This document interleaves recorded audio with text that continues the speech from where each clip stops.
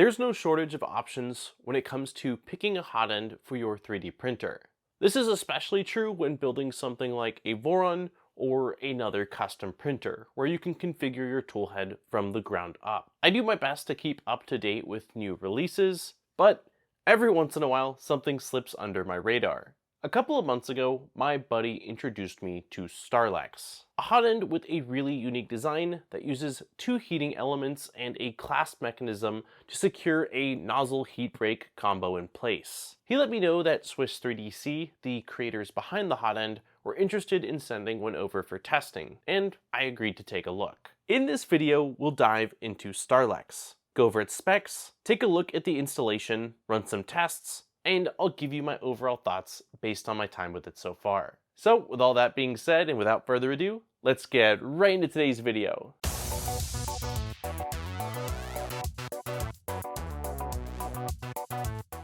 Let's start by unboxing the hot end and taking a closer look at Starlex. Inside the box, there's a variety of different nozzles, the hot end itself, a connector for the two heaters, and an extra silicone sock. From the outside, other than the additional wires, it looks pretty standard. But once you take off the silicone sock, you see what makes Starlex different. There are two metal housings with one on either side of the nozzle containing 30-watt heaters, with one of the sides also containing the thermistor. The inner portion of these blocks are made of nickel-plated copper. For the nozzle, it's really a nozzle and heat break all in one. The entire thing is a long cylindrical tube that appears to be press-fit into a retaining segment that then attaches it to a thinner-walled heat break. This setup allows for super quick nozzle swaps since there is no threading involved. It took me a few tries to get the overall motion down, but once you pull the sock off and open the metal clasp, the nozzle just pulls straight out. You then pop a new one in place, close those two metal clasps, and slip the silicone sock over it to retain it all in place. The silicone sock isn't actually the main thing holding it all together. There's a metal clip fitted inside that clasps onto the heater blocks once the sock is put in place. As for the heatsink, based on the slight texture and sheen of it, I believe that it is SLM printed. This may be required due to the internal geometry needed to hold the top of the clamping mechanism in place. There's a few different heatsink options available for Starlex depending on the printer that you're going to be installing it into.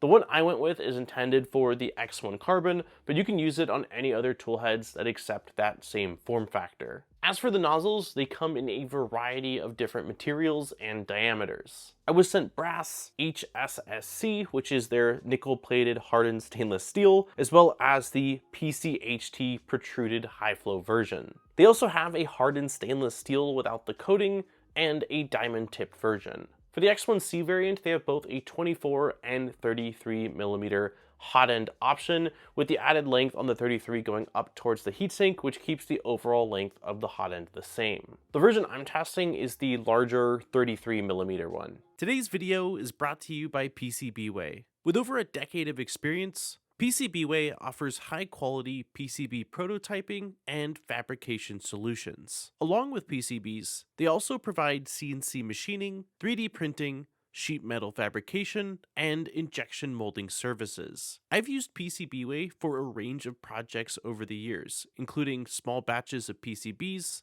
plus CNC and SLM parts for custom printer builds. I've always been really impressed with their quality and super fast turnaround times. If you're working on your own project but need some help bringing it to life, check out the link in the description below to see everything PCBWay has to offer, and to get $5 off your first order today. I was really curious about the flow rate of Starlex given the unique geometry of that nozzle, as well as having dual heaters on both sides of the nozzle. So I started off by swapping over to the stock 0.4 X1 Carbon hot end to run some baseline tests. For this, I used a roll of Voxel PLA Plus and a roll of Polylite ABS. I kept the default temperatures in Orca Slicer for these materials and used the built-in MaxFlow calibration test to run a test for PLA from 15 to 30 cubic millimeters per second. After tearing off the section with obvious under extrusion and measuring up to right before any sort of defects,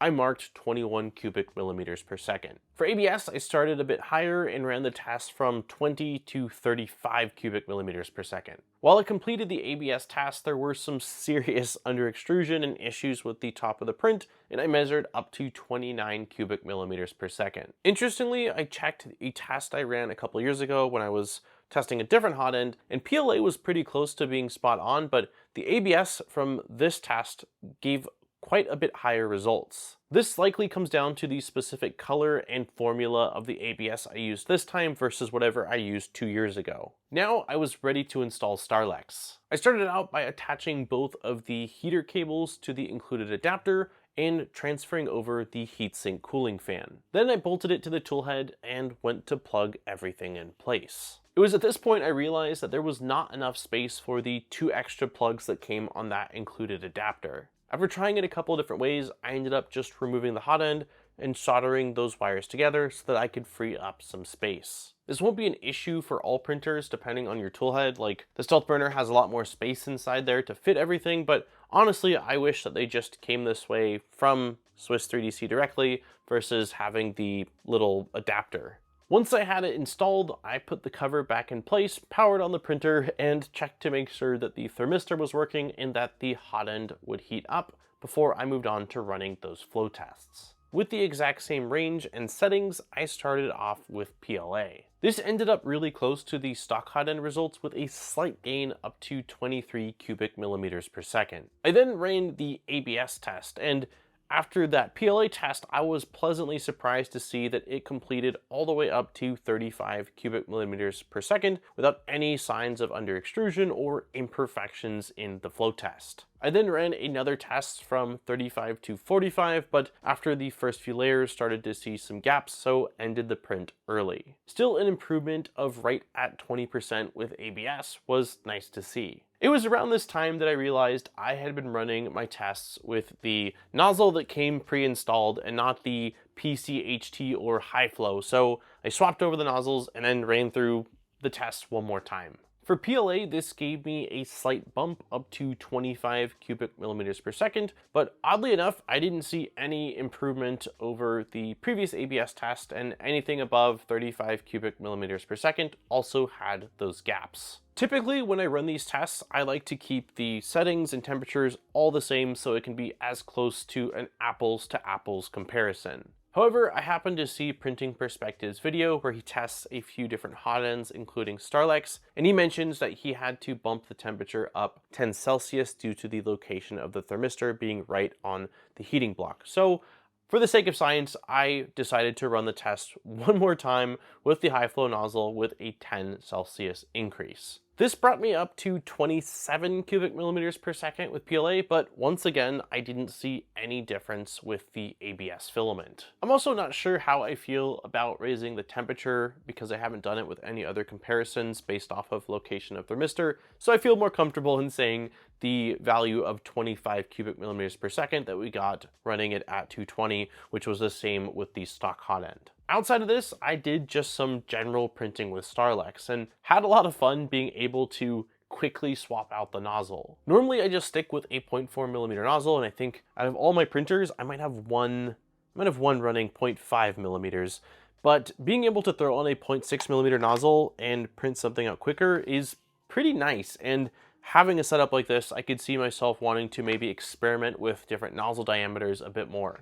I even tried out the 1mm nozzle, which is by far the biggest nozzle I have ever printed with. For the test, I just printed out a vase in vase mode to see how quickly I can make this appear on the machine, but I do need to print out some larger parts for a hose dust collection for the CNC, and if I don't use the 1mm, I very well could see myself using a 0.8mm just to get the parts out quickly and have them be really strong. Really, the biggest drawback of Starlex by far is its price. Going with the same hot end setup that I used and a set of 4 of the high flow nozzles comes to 149 Swiss francs, which translates to roughly $188 US. This steep barrier of entry means it's going to be primarily reserved for custom machines where there's just a large budget. I believe this is largely due to the economies of scale and some of the manufacturing techniques used, such as the SLM heatsink, but with so many other hotends available on the market, it's a tough pill to swallow. I would love to see Swiss3dc evolve this concept into a much more economical package, if at all possible, as I do feel there would be a demand for such a thing. And that's been the Starlex Hotend. I hope that you enjoyed this video and I was able to answer your questions about what it is, what some of the performance was like, and how the system works. If you have any additional questions, let me know in the comments and I will do my best to answer. As always, if I don't have the answers to your question, I have no problem reaching out directly to Swiss3dc to try to get those answers for you. On that note, don't forget to like and subscribe for more great videos. We make a video just about every single week, so there's always fresh content coming your way. And if you want to support the channel further, I'll have links in the description over to our Patreon, where there are some really awesome rewards. Huge thank you to all of our existing Patreon supporters. I appreciate each and every one of you for allowing me to come back every single week and spend more time doing what I love, which is making content for you all to enjoy. On that note, this has been Daniel from ModBot. I look forward to seeing you guys in my next video. Peace, guys!